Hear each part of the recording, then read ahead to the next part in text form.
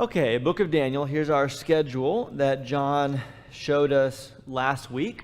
And tonight, here in Lesson 2, technically, we are going to be talking about Daniel chapter 1 and splitting the time fairly evenly between that and looking ahead to preview Daniel chapter 2 to 7. We'll talk about why those chapters in particular in a little bit.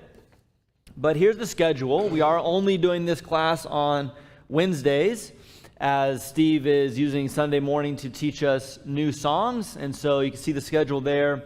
And one thing that may be a little different in this class than we have typically done in classes before is that most of the time, all the time, we will have pre-class assignments, so homework if you want to call it that.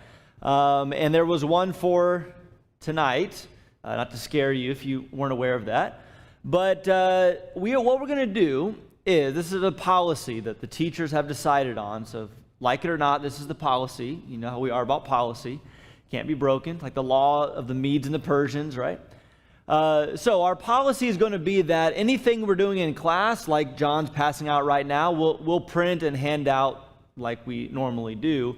But the pre-class assignments, the homework assignments, we're just going to post those on the website, and you can go and find those and print them yourself, or just look at them and use them on the computer, or on your phone or tablet, what have you. So just as a reminder, I know we've probably been over this recently, but if you go to the website, the tab that says Media, underneath that tab, it's totally whited out there for some reason. It says Bible Class Material. And if you go to that, then you will see a bunch of classes listed from recent past.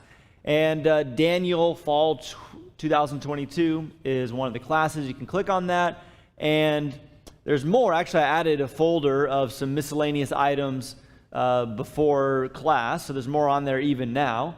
But you see the kind of thing that will pop up. And what I've done is just listed the file based on what class you need to be ready for. So for instance, right now, you could go in tomorrow and find the handout for September 14th, which is next week's class, which is lesson 3. So if the lesson number and the chapter number throws you off because those almost never match up, then we'll try to put the date on there so you know which class you are preparing for. So that's the way that's going to work in terms of pre-class assignments. But tonight, we're going to jump into the text and talk about Daniel chapter 1. Let's just read it. A few questions we want to discuss together, and I'm interested to hear your thoughts on them. But first, we are going to read the entire chapter of Daniel 1. It says, "In the 3rd year of the reign of Jehoiakim, king of Judah, Nebuchadnezzar, king of Babylon, came to Jerusalem to besiege it. And the Lord gave Jehoiakim, king of Judah, into his hand, and some of the vessels of the house of God. And he brought them to the land of Shinar, to the house of his God, and placed the vessels in the treasury of his God. Then the king commanded Ashpenaz, his chief eunuch, to bring some of the people of Israel, both of the royal family and of the nobility, youths without blemish, good appearance and skillful in all wisdom, endowed with knowledge, understanding, learning, and competent to stand in the king's palace and to teach them the literature and language of the Chaldeans. The king assigned them a daily portion of the food that the king ate and of the wine that he drank. They were to be educated for 3 years, and at the end of that time they were to stand before the king. Among these were Daniel, Hananiah, Mishael, and Azariah of the tribe of Judah, and the chief of the eunuchs gave them names. Daniel he called Belteshazzar, Hananiah he called Shadrach, Mishael he called Meshach, and Azariah he called Abednego. But Daniel resolved that he would not defile himself with the king's food or with the wine that he drank. Therefore he asked the chief of the eunuchs to allow him not to defile himself. And God gave Daniel favor and compassion in the sight of the chief of the eunuchs. And the chief of the eunuchs said to Daniel, I fear my lord the king, for who who assigned your food and your drink? For why should he see that you were in worse condition than the youths who are your own age?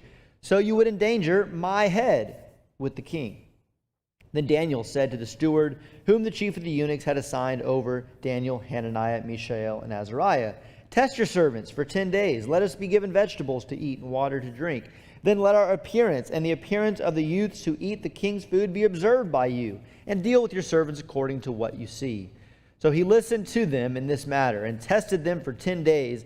At the end of 10 days, it was seen that they were better in appearance and fatter in flesh than all the youths who ate the king's food. So the steward took away their food and the wine they were to drink and gave them vegetables. As for these 4 youths, God gave them learning and skill in all literature and wisdom. And Daniel had understanding in all visions and dreams. At the end of the time, when the king had commanded that they should be brought in, the chief of the eunuchs brought them in before Nebuchadnezzar.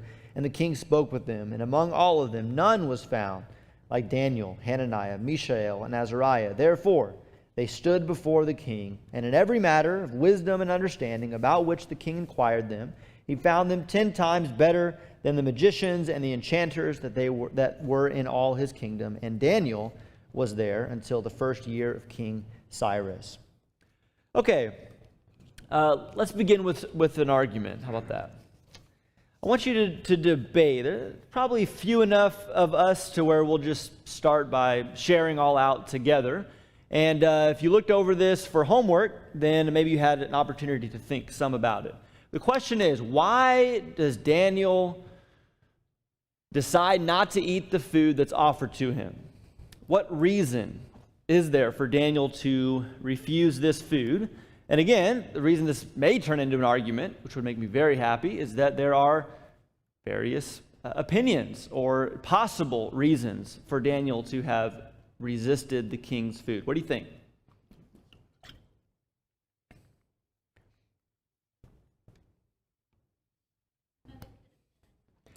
Some of it could have been unclean, Jamie says. Okay? And just to clarify, what do you mean by unclean? Unclean according to what? That's like a rush of that's great. What was the great murmur over here that I heard? Unclean according to the law, right? Law of Moses. And Albert, you're pointing out that in verse 8 it says he did not want to defile himself. And so you're making the case that that's linking it back to the uncleanness of the law, food laws in law of Moses.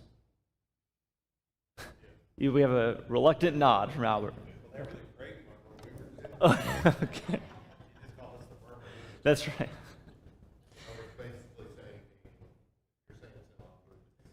Yeah, that's right. Yeah. Anybody want to push back on that and say, I don't think that's the reason? Okay. Okay.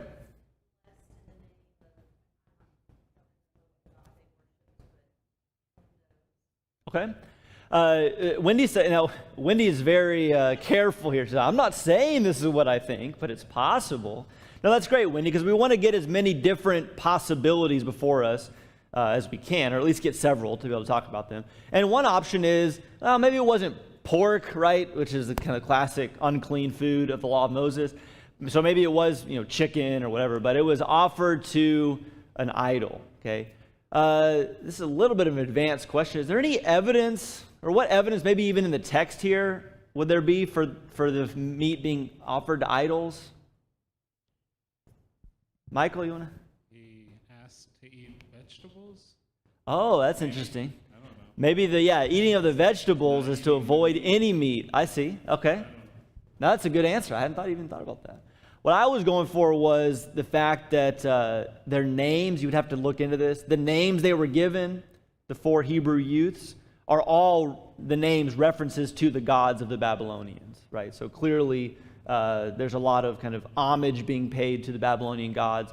Very likely maybe the meat was sacrificed to those gods, and so for that reason Daniel says, we're not eating it, right? Steve, what do you think? So, what about fellowship? Could it be that maybe to partake of that would offer in some kind of way an acknowledgement or a fellowship with, with their culture or with their king? I'm just throwing that up. So Steve also not wanting to claim this as his answer, but a third possibility here. What evidence might there be for this? Steve says it could just be about not wanting to have this fellowship with the king and what the king's all about. Any evidence you'd offer for that? Verse 5, Albert says, assign them a daily portion of the food that the king ate, he drank. Is that what you're referring to? Yeah, so the king had partaken of it, and then he shared alliance and Yeah. or affirmation of fellowship. Okay. So we have answers. No one's really stood behind one. So I need someone to say, this is it. John, you gonna plant your flag here? I'll cheat a little bit. I think we're getting closer to the answer, and that might be evidenced in Daniel chapter 11. Am I jumping ahead of you here? No, in fact, I was thinking, I don't have the homework handout in front of me, and I'm forgetting the verse. So I was hoping. Daniel 11:26. Daniel 11:26. If you want to turn there, in fact, this is a nice place. Sorry, John, to cut you off. If you do this kind of thing, to jot down, in Daniel 1, next to, where it says, eat of the king's food, to jot down this reference in Daniel 11 and maybe vice versa. But Daniel 11, verse 26, I can read it. I got it right here. This is very much out of context. There's so many weird things happening in Daniel 11. We'll get there and maybe explain some of it. But just notice this one phrase plucked out of Daniel 11, just the wording here. It says, even those, speaking of a king who's going to be betrayed, even those who eat his food shall break him. His army shall be swept away, and many shall fall down slain. What's the point of saying even those who ate his food would break him? Loyalty, did I hear someone say that? Yeah, it's kind of, this is what John's getting at and what Steve's getting at as well. It's like synonymous. To say they ate bread together, they ate food together, to say they had fellowship. They were on the same team. That may be the best way to think of it, okay? And even the people on his team, the people that were most loyal to him, broke that fellowship and turned against him, okay? Again, same phrase or same idea that we see here in Daniel chapter 1. And so it could be that this is exactly what Daniel and his friends, led by Daniel, are standing up to say. We will not eat the king's food. We're not going to proclaim publicly that we're on his team. Okay. Thoughts on that? Swayed at all by that, or have arguments against it? David? Hopefully against it. I want to see a father-son. That would be the best of the best possibilities. That's totally wrong. Okay. No, I was going to say that maybe he was vegan, but Okay. That was a joke. Yeah. Careful here, David. There's yeah. it's really the flip side of the fellowship argument is that he maybe wanted to show solidarity with his fellow exiles who were no doubt deprived of good food to eat and that sort of thing. So Sure. Man, fourth option now, okay? And actually coming out of Ezekiel, I hadn't thought of this connection. It makes me think of Ezekiel eating that kind of very scarce food in Ezekiel 4, because that was going to be the bread of exile, okay? So maybe, solidarity, David says, between Daniel and his exile companions, okay? All right, last chance for thoughts on this question here. Dustin? I'll give you a fifth. Oh, man. Not that, again, any of the other answers I disagree with, but we're told multiple times in this chapter that Daniel and his friends are the very intelligently elite. So they may understand that this food is just simply not healthy. That in order to function their best and represent the people that they are and be God's people, they need vegetables and water, not just meat and wine. And so to conduct themselves at the highest level, they knew what they needed in terms of their nutritional intake. Yeah. Okay, yeah, fifth option. There you go. And as maybe is being referenced in several of these answers, I don't think, maybe some of these are exclude each other, right? Like I think if you say that he's not eating this because it's a violation of the law of Moses, then that's kind of like, that's your answer. The other ones don't really apply as much. But some of these other ones could overlap. It could be a way of saying, option number 4 or number 3, I'm not with the king. I'm not on Nebuchadnezzar's team. Instead, option 4, I'm standing with the Israelites. Okay, or maybe it could be that there's a moral reason, there's a principle here, and to Dustin's point, also there's a practical benefit to be gained from it as well. But I do think, and the reason why I put Daniel 11, the verse there on your handout, is because I do think there is maybe primarily here a statement being made of, we're here, you've brought us here, but don't get confused where our loyalties lie. I think that's what I would say is the main point here. Steve, final word, then we'll move on to some other questions.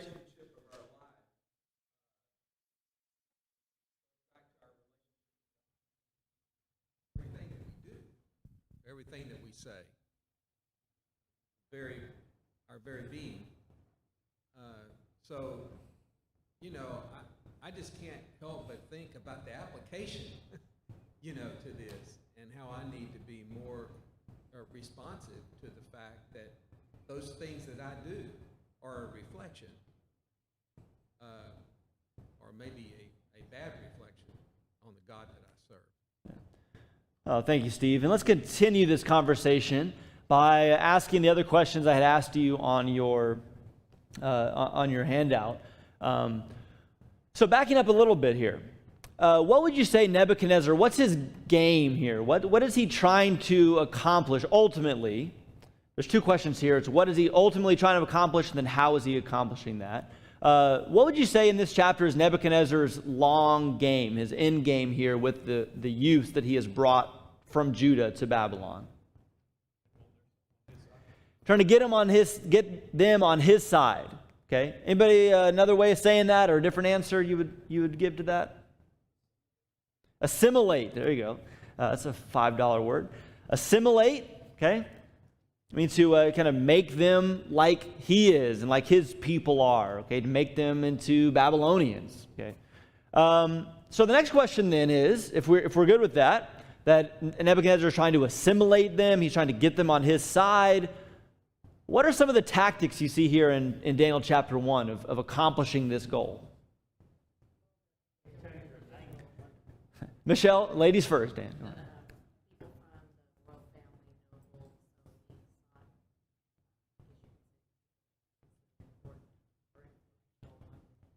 Yeah, you turn the royal family and the influential, then man, you've turned the head, right, of the beast, so to speak. Daniel, Dan.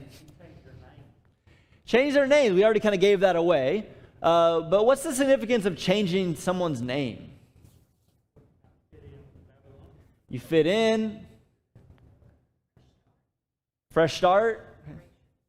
Yeah, a lot we can say about this. You guys know the name is, your identity. That's who you are. And so any of you that have a nickname that was given to you by, a parent, like that's your identity. That's who you are. Have your name erased, essentially, and say, this is your new name. And by the way, a name that is not only of the Babylonian language, but a reference to the Babylonian gods. By the way, the reverse is also true. All of their Hebrew names have in them a reference to God of heaven, right? Either Yahweh or El, Daniel, God is my judge. But now they have new names, new identities that are of Babylonian origin. Okay, Mike? God did the same thing. What's the difference as far as giving people new names? Oh, well, yeah, that's a good question. And you're referring to something like what Abram and Abraham and God did the same thing. Yeah, Jacob and Israel. The difference is, we would maybe say, for one, he's God, but that's the easy answer, right? But maybe along those lines, God knows us better than we know ourselves and better than we know other people. So he can give us a new name because he knows what we are, what we're going to become. And so that's in his I guess, his sphere to do that. I don't know. That's a good question. I don't know if I have an immediate answer to that. Steve has an answer. Well, it's kind of like, does anybody remember Lou Alcindor? I do. I mean, the name Lou Alcindor may not mean anything to anybody, okay? But Kareem Abdul-Jabbar does. Okay? I think there's a parallel there. Maybe you don't remember the name Cassius Clay. I very well remember. But maybe you do remember Muhammad Ali. So there is something to a name and what it is that, you stand for.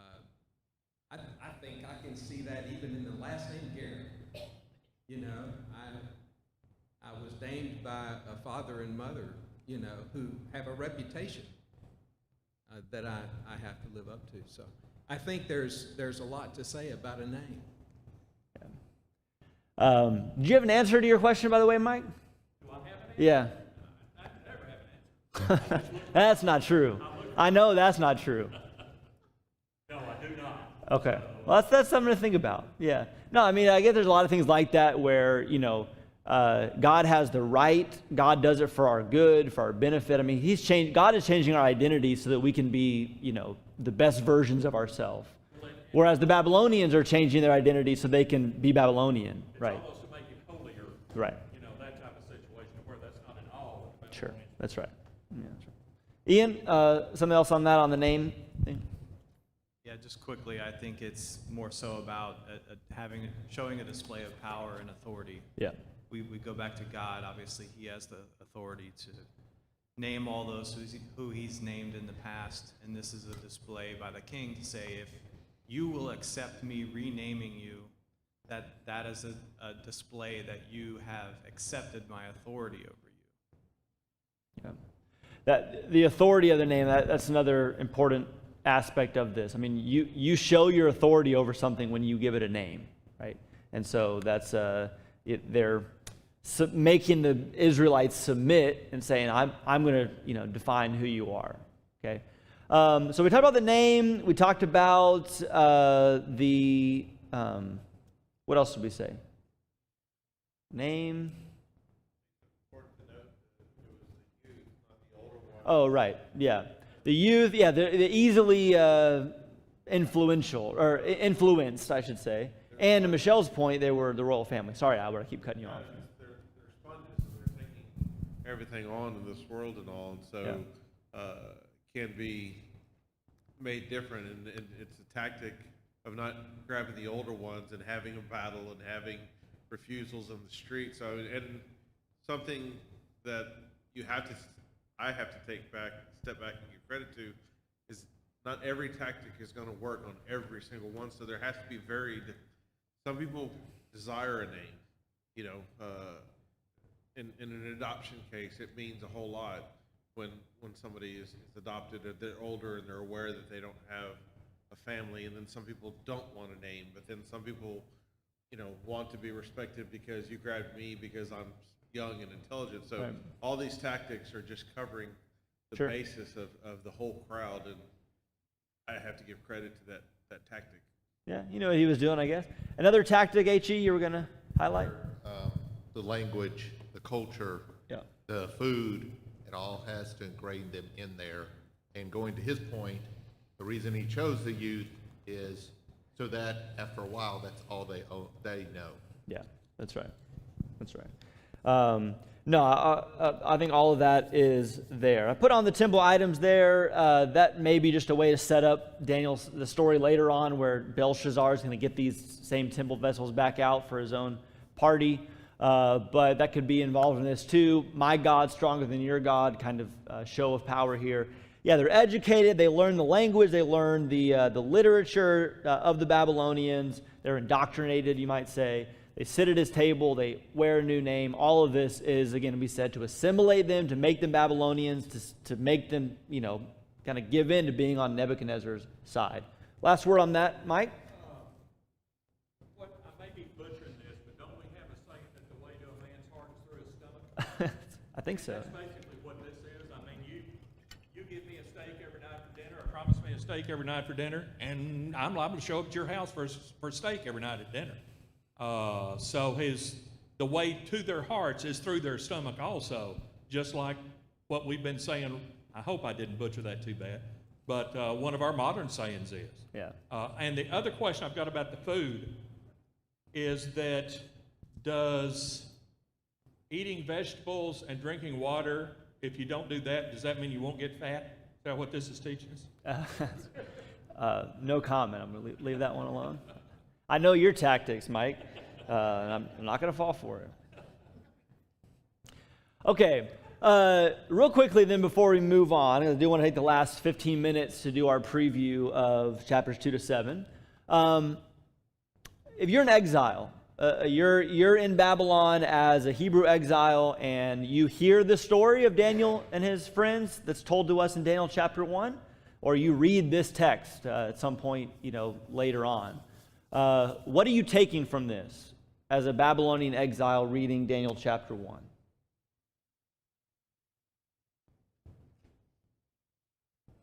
Ian, kick us off here. Totally off the cuff here, but I'm just thinking, if I were in that position and I heard this story about this guy who was not doing everything the king told him to do, that was still, kind of sticking to his own beliefs, what he thought was best for him, I might think I can get away with the same, or that I should, especially if it's tied to my spiritual beliefs. It might give me the courage to want to do the same. Maybe. Yeah. So Ian says it would give me the courage, as a Babylonian, as a Hebrew in exile, it would give me the courage to remain faithful to where my loyalties lie and trust that it'll be okay. I'll be taken care of. I'll be protected.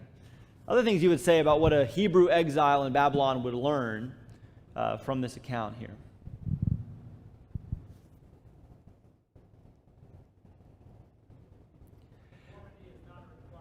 Conformity is not a requirement, John says. Michael, you're going to say something as well? I don't know. I've lost it. I liked his comments. Just forgot what I was going to say. Well, Albert? Take a step back and go, all right, it draws a line in the sand, and people's faith, this is an opportunity for it's tested. Some are going to go, you fool, what are you doing? We're going to get killed. Some are going, that inspires me, and I'm ready to step up, and I'm ready to join on. So to me, it draws a distinct line in the sand, and people are having to make a choice. A choice is now being presented. Yeah. That being caught up, I've been taken away, hey, this is kind of cool, I'm scared, what's going on? My parents are telling me this. I see a line being drawn by this action, and now a choice has to be made, and hopefully a lot of folks are going to make a good choice. But they still may be concerned, weak, and afraid. Yeah. Thank you, Albert. Michael? Well, if they were, trying to obey the law, like rather than do what the king who had destroyed their homeland, taken them captive, has all the power, has pulled them up to his table, someone with that much power, that they would obey the law in that kind of situation. I don't know, it communicates that to me, that I guess like Ian was saying, that's to me inspiring, there's others who their knees are not going to bow to fear of Nebuchadnezzar. Right. They're going to stay faithful to God. Yeah. Oh, thank you, Michael. And all these things. So obedience at any cost, right, could be the lesson here. But some of the things that have been said, the language we've used about, you don't conform, you draw a line in the sand, you where your loyalties lie. Try not to preach too much here, but if it's true, now again, we had our debate. So it could be that this was just against the law, and so a law of Moses, so they said, we're not going to break the law of Moses. But I don't really think that's the case. I think it's something more like what we were talking about in terms of they were said, this is a statement of loyalty, and I'm going to show that my loyalty is not with the king. See how that's a little bit of it's a deeper decision. It's a harder decision, but it's not just saying, oh, well, it breaks God's law, so I'm not going to do it. It's a decision to say, I'm not going to proclaim to the world that my allegiance is with this king or this nation. And so I'm going to purposely make this decision. And can you make up a scenario in your head, Shadrach or Hananiah, Mishael, and Azariah saying, well, Daniel, it's not a sin to eat the food, it's not, don't eat the pork, you can kind of pick around what's unclean. It's not a sin to do this. But that's not, doesn't seem to be the question in Daniel's mind. It's not about, well, is it a sin or not a sin? It's a question of, I'm making a statement about who I am, my identity, where my loyalties are. Those, again, are the harder decisions to make, but as Steve alluded to earlier, those are some of the most important decisions we have to make, right? When we're pressured into making statements about, my identity or where my loyalties are, my loyalties with my company, my work, my career, okay? And we're asked to participate in things. And you could justify and say, oh, well, it's not sinful to do that. But that's not really the issue, is it? It's about showing who we are and where our loyalties lie. Or with our nation, the United States of America, right? And, making a statement of, who am I? Am I primarily a citizen of the United States or a citizen of the kingdom of heaven, okay? Again, these are hugely important decisions that have to be made by people like us, God's people in exile. And the story of Daniel gives us, I think, encouragement to that. Won't be the last time we talk about this either. Mike, final word, then we really are going to move on here. Okay, final word. I'm really about to stir the pot here. Great. But we've got a leader that is trying to use the well-educated youth of the time to change their thinking as a nation. Is that not, and I'm not saying a particular leader, but is that not what we are going through at a nation right now, as far as the elite, the leaders trying to use our youth and the intellectualness in the colleges, whatever you want to talk about it, to try to change our society by using the youth just like Nebuchadnezzar was doing here? I don't disagree with you. In fact, I think That's not necessarily to be answered one way or the No, other. no, but no. Just we need to think about that type of use hasn't changed since Nebuchadnezzar's times, as far as who they are attacking and trying to steer away from God. Yeah. No, it hasn't changed. And what I was going to say was, I think if you had to pick a particular scenario today that would fit most exactly with what's happening in Daniel chapter 1, I would think it would be a young person going off to college in the year 2022, right? That all these things on our list is exactly, the same, exactly like you said, things haven't changed. Sort of tactics that the world is using to target, people that are young, impressionable, and maybe easily even swayed by some of these more shallow things. Maybe even food, or at least physical desires, pleasures, as well as status, and we're going to teach you how to be educated and cultured, and something in the world, all that kind of stuff. So sure, in that regard, things have not changed, and it's one of the reasons I think why the book of Daniel is so important to study right now, because we're more and more, I think now, perhaps more than several decades ago, starkly reminded that we're living in exile as God's people. Okay, all right. Let's go back to this. This is on now to your handout. So we got 10 minutes here to talk about what's coming in the book of Daniel. This first part is review. So the side of your handout looks like this. Let's see how much you remember. Maybe you took notes and you still have your notes from last week. But there's some things we want to point out about the book of Daniel. The first is that the book of Daniel is nicely divided in one way of thought into two sections that are different in their style. Okay, chapters 1 to 6. What's the style of writing? Story. Okay, or we can say narrative if you want to be fancy here. Okay, And these stories are very familiar to us. A lot of children's stories, and these are easily understood narratives of what's taking place in Babylon. What's the style of writing in chapter 7 to 12? Prophecy or vision, right? I saw in a night dream, and then there's all these weird things that Daniel sees in his visions, okay? So that's one way to think about the book. First half, stories, easy to understand. Second half, visions, hard to understand, okay? But this second row here is what we actually, I think, want to highlight more so, okay? Which is the weird thing that the book of Daniel, no other book of the Bible is really like this, in terms of how much material is written in a different language. So, but that's the way Daniel is. Chapter 1 is written in, anybody remember? Hebrew, okay?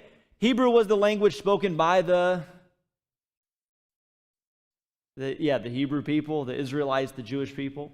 But then there's a change. Think about how weird this would be to be reading a book, and then after chapter 1, the language is written in changes completely. And it changes to Aramaic for chapters 2 to 7. I don't know if we talked about this. Aramaic was the language of what? Anybody know this? It's kind of like the universal language of the ancient Near East at this time. So maybe sort of like English today is kind of more and more people adopting as a universal language, okay? Whereas Hebrew is like, this is our tongue, this is what we speak as the Israelites, this is the people of Judah. Aramaic was a more universal, more widely understood language. But then in chapters 8 to 12, we're back to being written in Hebrew, okay?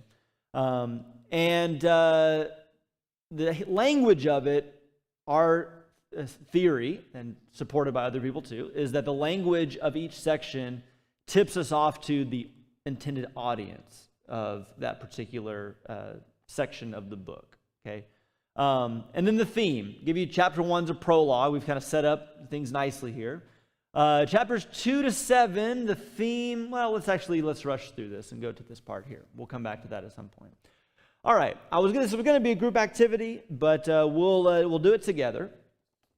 And in your homework, the assignment was to just look at each of these chapters 2 to 7, and just remind yourself what that story is about, okay?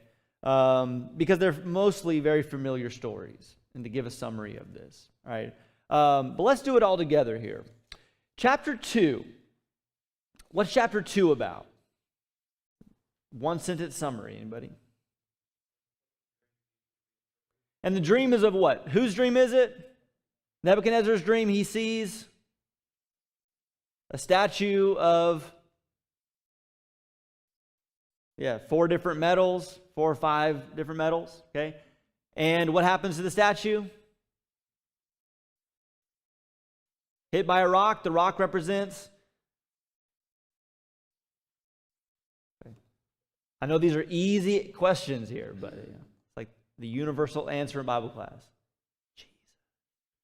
Okay, so you remember that story, the statues? Maybe we'll just skip to this here, so you can see it on the other side of your handout and fill it in. By the way, both of these sides of your handouts are filled in and posted on the website, okay, with all the answers for their review to find. Let's just go through it like this.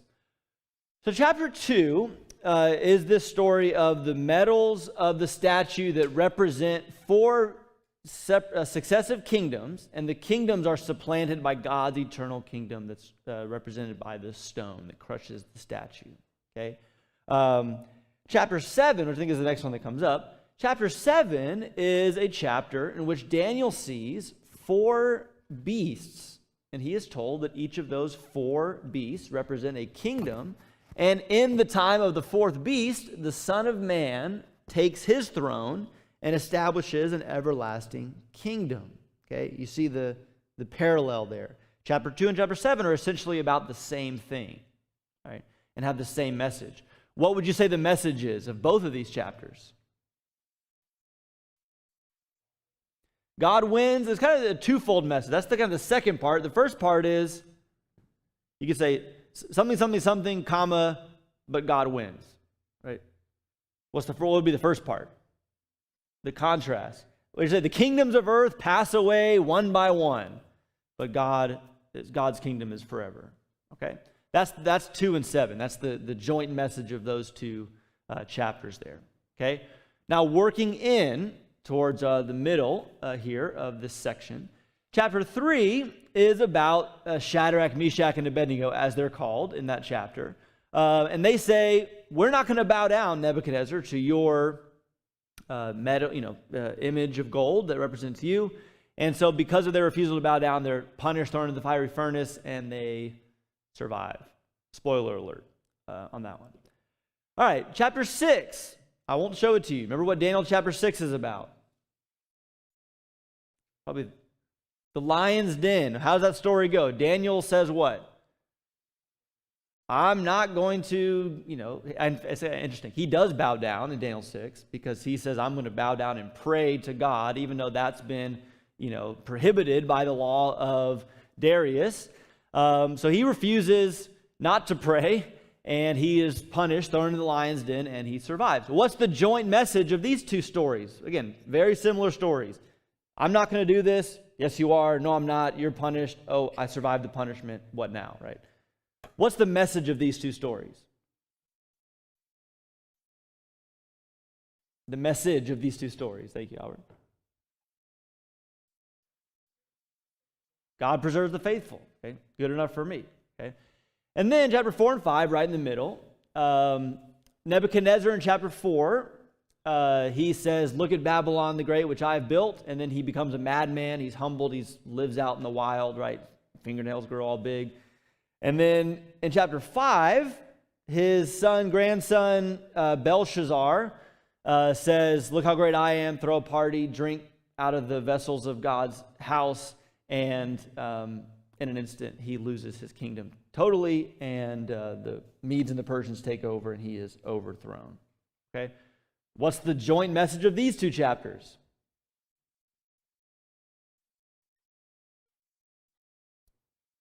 Same story. A king says, "Look at me," and God says, "Yeah, look at you." Okay.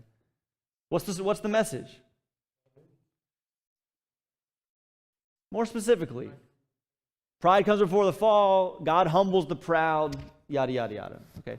We'll pick up and talk more about this as we go. But the point is that chapters 2 to 7 make up a very nice, very organized collection of stories and one vision. Okay, that fit together, that have the ultimate purpose of saying this: God rules in the kingdoms of man. And again, these chapters are written in a more universal language. And what we're going to suggest is that the intent is that a wider audience will see this and know this very thing, that the kingdoms of earth are nothing compared to the great God of heaven. The kings of earth who lift themselves up in pride will be humbled, and God's people who stay faithful to him will be protected and preserved. But all of that, again, goes to this main point of God rules in the kingdoms of man, which, if you go back to this chart here, is the theme of chapters 2 to 7, and then there's kind of a different theme, a more specific theme for the Hebrew people in the final 5 chapters of the book. Okay? So, as we said, your homework assignment is on the website. You know where to find it. And we'll pick up in chapter 2 of Daniel a week from tonight.